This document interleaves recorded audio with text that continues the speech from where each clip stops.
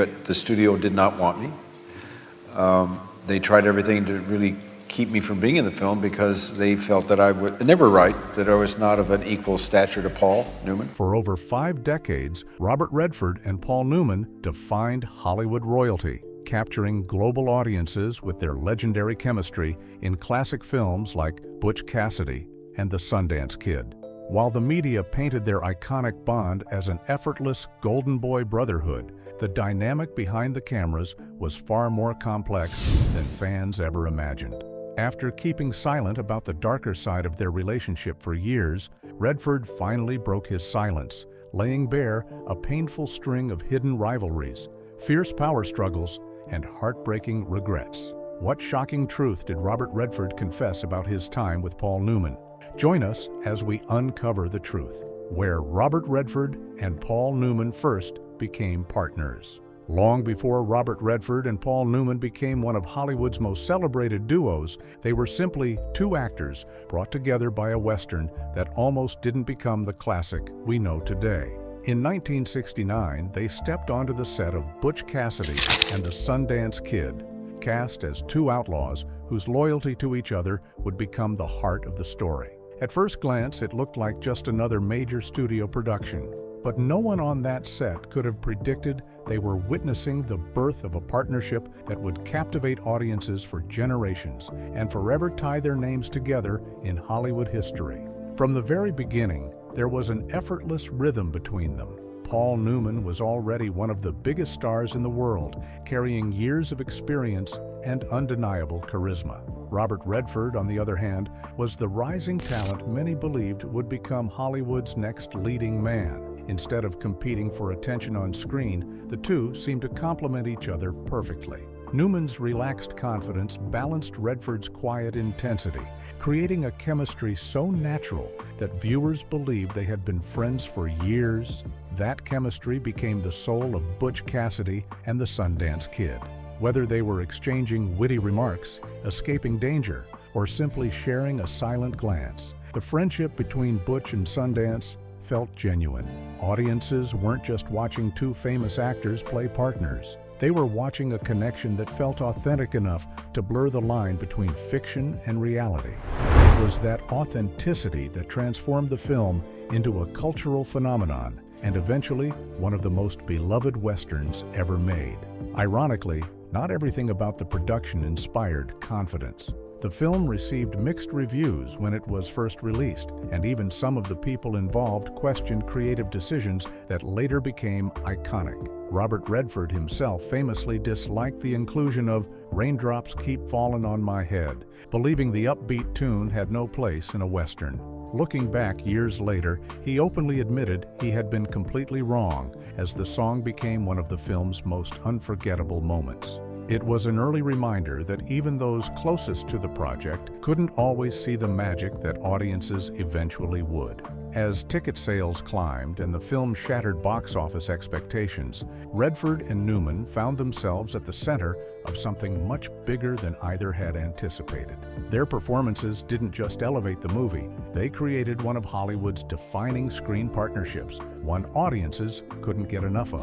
The success of Butch Cassidy and The Sundance Kid was so enormous that it cemented both men as cinematic legends and paved the way for them to reunite a few years later in The Sting, where they repeated the same winning formula with equally unforgettable results.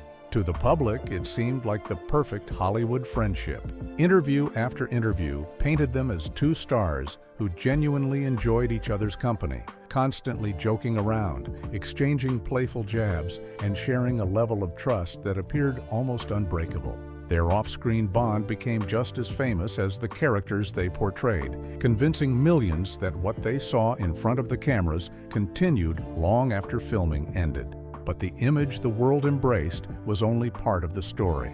Because behind the laughter, the legendary performances, and decades of admiration, there were emotions neither man spoke about publicly for years. Success has a way of bringing people together, but it also has a way of exposing insecurities, creating unspoken expectations, and testing even the strongest friendships. While fans celebrated what looked like Hollywood's ultimate brotherhood, cracks were beginning to form beneath the surface. Cracks that would remain hidden until Robert Redford finally decided to reveal the truth. And when he did, the story turned out to be far more complicated than anyone had ever imagined. Robert Redford's rocky road to stardom. Long before Robert Redford became one of Hollywood's most admired leading men or formed the unforgettable partnership that would define a generation of cinema, he was simply a restless young man searching for a place where he truly belonged. To millions of fans, Redford always seemed calm, confident, and effortlessly in control. But the road that led him to stardom was anything but smooth. In fact, if a few key moments had gone differently, the world might never have known his name. Born on August 18, 1936, in Santa Monica, California, Robert Redford grew up in a working family that valued stability and hard work. His father was an accountant who believed in discipline, while his mother filled their home with warmth and encouragement. Although the family lived in California, they frequently traveled to Texas to visit relatives, and those childhood trips left a lasting impression on him. Surrounded by wide-open landscapes and untouched nature, Redford developed a deep appreciation for the outdoors, a passion that would remain with him for the rest of his life and eventually inspire his lifelong commitment to environmental causes. But as peaceful as those memories were, Redford's younger years were far from picture perfect. Unlike the image many people have of future movie stars, he wasn't the student teachers expected to succeed. School rarely captured his attention, and sitting in a classroom felt more like a punishment than an opportunity. Instead, his interests drifted towards sports, art, and anything that allowed him to express himself beyond textbooks. He loved being active and creative, often finding inspiration in places that couldn't be measured by grades or report cards. Even at a young age, there were hints that he possessed remarkable determination. He spent time at the Los Angeles Tennis Club, where he helped legendary tennis champion Pancho Gonzalez warm up before matches by hitting balls with him. It was hardly a glamorous job, but it reflected the quiet work ethic that would later become one of Redford's defining qualities. Around the same time, he also overcame a mild case of polio, an experience that tested his resilience long before he ever faced the pressures of Hollywood. After graduating from high school, Redford enrolled at the University of Colorado, hoping college would provide the direction he had been missing. Instead, it became another chapter of uncertainty. Freedom arrived faster than maturity, and before long, partying and heavy drinking began to overshadow his education. His grades slipped, he lost his scholarship, and eventually he was expelled from the university. For many people, that might have marked the end of their ambitions. For Redford, it became the beginning of a completely different journey. Rather than returning home defeated, he packed his bags and headed for Europe. He traveled through France, Spain, and Italy, spending months immersed in different cultures, wandering unfamiliar streets, and trying to understand both the world and himself. There was no detailed plan waiting for him. He simply followed his curiosity, using the experience to broaden his perspective and discover what truly mattered. Those travels would later influence not only the way he approached life, but also the thoughtful, understated style that became his trademark as an actor. When he eventually returned to the United States, Redford made a decision that would quietly change everything. He began studying painting at the Pratt Institute in New York, believing his future might lie in art rather than acting. But while exploring his creative side, another opportunity presented itself. He enrolled at the American Academy of Dramatic Arts, where he discovered a talent that had been waiting beneath the surface all along. It was there that Robert Redford finally found the direction he had spent years searching for. The rebellious student who had struggled to fit into classrooms was transforming into a disciplined performer with extraordinary screen presence. Before long, Hollywood would come calling, launching a career that seemed destined for greatness. Yet, as remarkable as his rise would become, the greatest chapter of his story, and the friendship that would forever change his life, was still waiting just around the corner. The career that changed everything. By the time Robert Redford crossed paths with Paul Newman, he was no longer the uncertain young man searching for his purpose. Years of setbacks had slowly given way to opportunity, and with every role he accepted, he was quietly building a reputation as one of Hollywood's most promising new talents. But his rise wasn't the result of one lucky break. It was a steady climb fueled by patience, persistence, and an instinct for choosing characters that revealed more than just a handsome face. Redford's journey began in New York, where he immersed himself in the demanding world of live theater. Broadway became his training ground, teaching him discipline while giving him the confidence to command an audience. At the same time, television producers began to notice the young actor with the quiet intensity. Throughout the early 1960s, he appeared in a long list of television dramas, often playing very different kinds of characters. One week he was in a Western, the next he was appearing in a crime drama or a psychological thriller. Those roles may not have made him a household name, but they allowed him to sharpen his craft and prove that he was far more versatile than many people realized. His transition to the big screen happened gradually. Early film appearances gave him valuable experience, but Hollywood still hadn't figured out exactly what to do with him. Studios admired his striking looks, often casting him as the charming blonde leading man. Redford appreciated the opportunities, but he worried that audiences would only see his appearance and overlook his abilities as an actor. That concern would shape many of the decisions he made throughout his career. Instead of accepting every prestigious offer that came his way, Redford made surprising choices. He even turned down roles in films that would later become classics because he feared they would reinforce an image he was trying to escape. It was a risky gamble. Passing on major projects could easily have stalled his career, but Redford believed longevity mattered more than quick success. He wanted roles that challenged him rather than simply showcased him. That patience paid off when directors began casting him in more layered and emotionally complex characters. Working alongside some of Hollywood's biggest names, Redford steadily proved he could hold his own with seasoned performers. Each project expanded his reputation, earning him respect from filmmakers who recognized both his talent and his professionalism. By the late 1960s, industry insiders already believed he was on the verge of something extraordinary. That breakthrough arrived with Butch Cassidy and the Sundance Kid. Although Paul Newman was the established superstar, Redford refused to disappear into the background. His portrayal of the Sundance Kid balanced Newman's larger-than-life charm with quiet confidence and understated wit, creating a partnership that audiences couldn't resist. The film became a massive commercial success, transforming Redford almost overnight into one of Hollywood's most bankable stars. More importantly, it introduced the chemistry between Redford and Newman that would become the stuff of Hollywood legend. Success brought new freedom, and Redford used it wisely. Rather than chasing familiar formulas, he continued seeking projects with substance. His performances throughout the early 1970s reflected an actor determined to avoid repetition. Whether portraying ambitious politicians, conflicted heroes, journalists exposing corruption, or rugged men battling impossible odds, he consistently gravitated toward stories that explored morality, integrity, and personal conviction. Those themes resonated deeply with audiences and helped distinguish him from many of his contemporaries. His reunion with Paul Newman in The Sting elevated both men even further. Their effortless chemistry returned stronger than ever, helping turn the film into one of the biggest box office successes of the decade. While audiences celebrated the pair's charm and humor, Redford also earned the only Academy Award nomination of his acting career, reinforcing the idea that he was no longer simply a movie star, but one of the industry's finest performers. As his influence continued to grow, Redford began thinking beyond acting.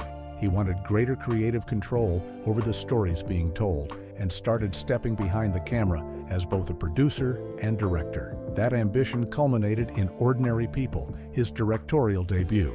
The emotionally powerful family drama stunned critics and audiences alike, earning widespread acclaim and winning the Academy Award for Best Picture, while Redford himself took home the Oscar for Best Director. It was an extraordinary achievement that proved his talents extended far beyond performing in front of the camera. The decades that followed only reinforced his remarkable longevity.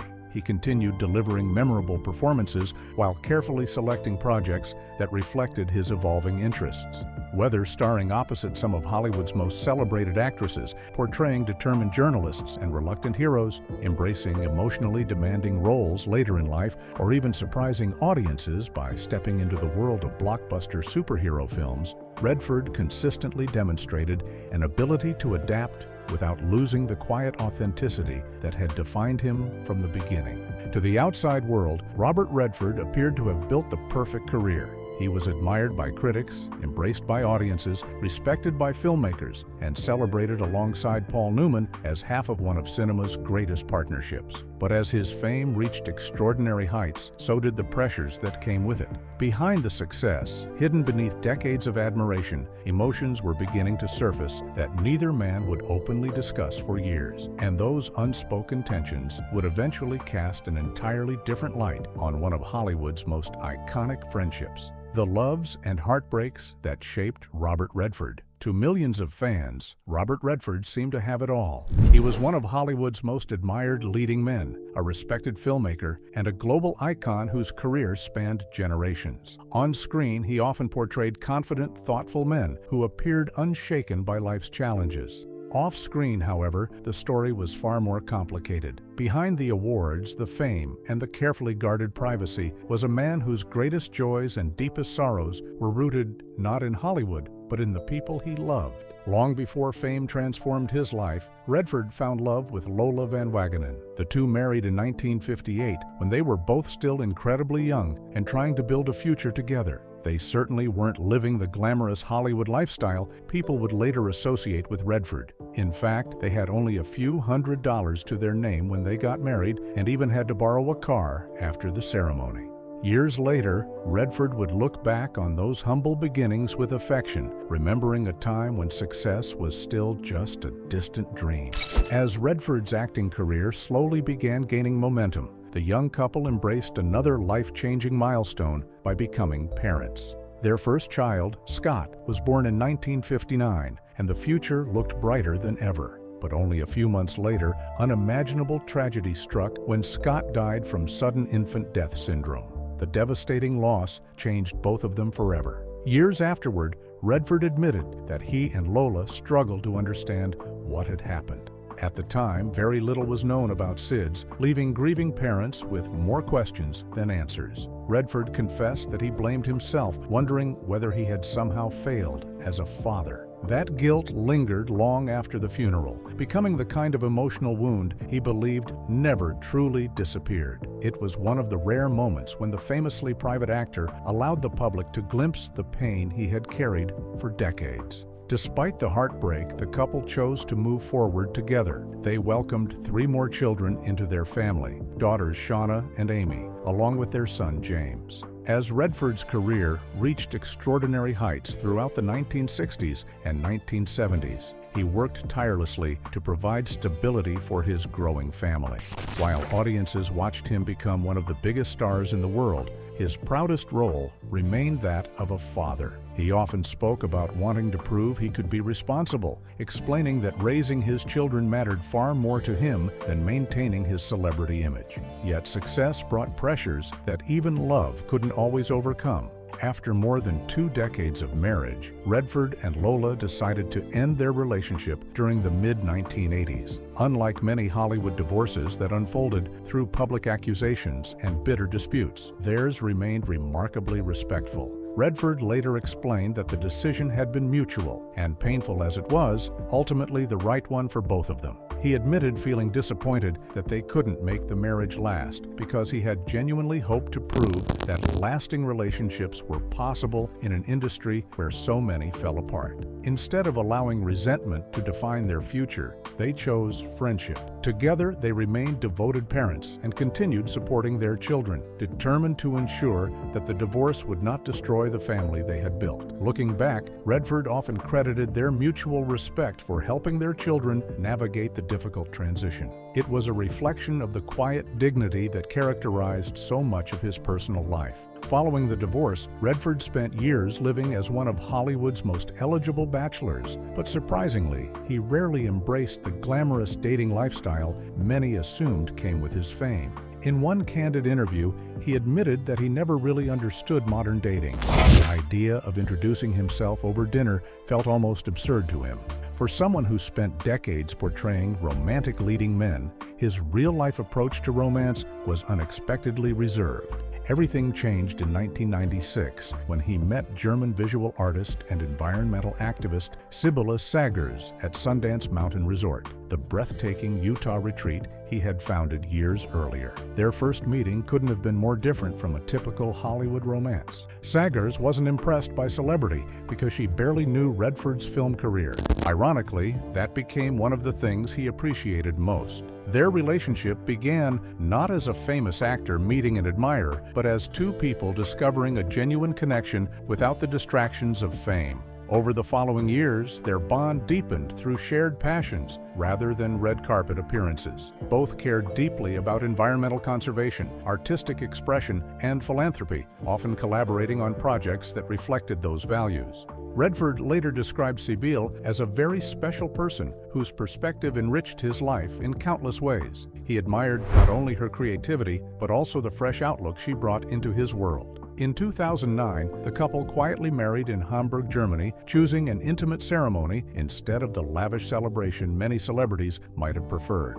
Even after marrying, they carefully protected their privacy, making only occasional public appearances together while continuing their environmental work behind the scenes. Their relationship reflected the kind of quiet companionship Redford seemed to value most, a partnership built on mutual respect, shared purpose, and genuine affection rather than public attention. But life wasn't finished testing him. In 2020, Redford suffered another heartbreaking loss when his son James died from bile duct cancer at the age of 58. James had worked closely alongside his father on environmental initiatives, making the tragedy even more profound. Once again, Redford endured the unimaginable pain of losing a child, a grief no amount of fame or success could lessen. Friends noted that, despite the devastating loss, he remained devoted to honoring James's legacy through the causes they had championed together. When reflecting on his life in later years, Redford rarely pointed to his awards, blockbuster films, or Hollywood achievements as his greatest accomplishments. Instead, he consistently returned to one answer: his family. For all the iconic roles he played and all the success he achieved, the relationships he built away from the cameras mattered most to him. They brought him immense happiness, tested him through unimaginable heartbreak, and ultimately revealed the deeply human side of a man the world had often seen only as a legendary movie star.